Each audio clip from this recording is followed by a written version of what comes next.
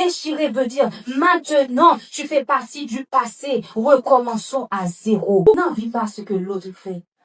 Et aussi, c'est pas parce que tu vois que on donne de l'importance à tel don, tu veux ce don. Chaque don engage une responsabilité. Par exemple, il y en a, oh pasteur ne me plaît pas, apostole la force.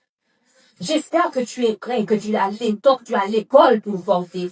Ou du moins, moi j'aimerais bien les dons de prophétie, les dons de prophétie, les dons de prophétie, les dons de prophétie. Demandez à chaque personne, au commencement de la manifestation de ce don, s'ils n'ont pas dit Seigneur, n'as-tu pas quelque chose d'autre en réserve pour moi?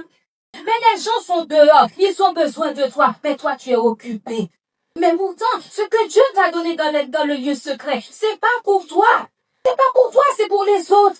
On emmagasine, mais on les utilise pas. C'est pas à toi. C'est le Saint-Esprit qui te l'a donné. Et si le Saint-Esprit te l'a donné, c'est que tu auras des comptes à rendre. Tu reçois juste une petite vision. Le Saint-Esprit te demande de prier pour telle personne. Je suis beaucoup trop occupé. Je suis beaucoup trop occupé. Je suis beaucoup trop occupé. Mais ce que tu ne sais pas, le dernier jour, on va te demander des comptes par rapport à cela.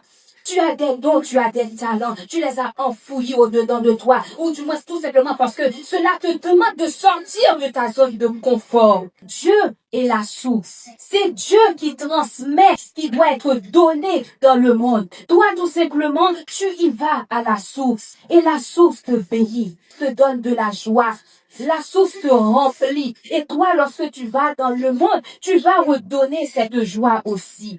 Et c'est comme ça. Lorsqu'on commence à utiliser cela, lorsqu'on commence à comprendre Dieu, à avoir cette soif qui nous pousse à tout le temps rentrer dans sa présence, à tout le temps vouloir découvrir sa gloire, qui est une manifestation de la perfection dans un domaine de ta vie, tu as la capacité de bénir les autres. Qu'est-ce qui peut te priver de la gloire de Dieu? C'est disponible, certes, mais tu as quelque chose à faire. Il y a plusieurs choses qui nous empêchent de manifester cela.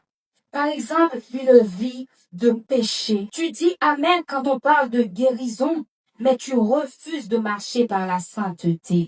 Tu as encore des penchants pour le monde et tu es tiède. C'est bien concubinage là. Pour arrêter. Dieu n'est pas d'accord pour arrêter.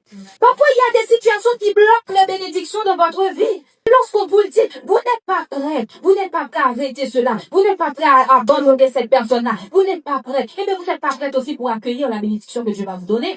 Parce que si Dieu ne cesse de vous bénir dans votre péché, vous allez dire, en fin de compte, c'est pas si grave. Ça va devenir de l'iniquité. Le salaire du péché, c'est la mort.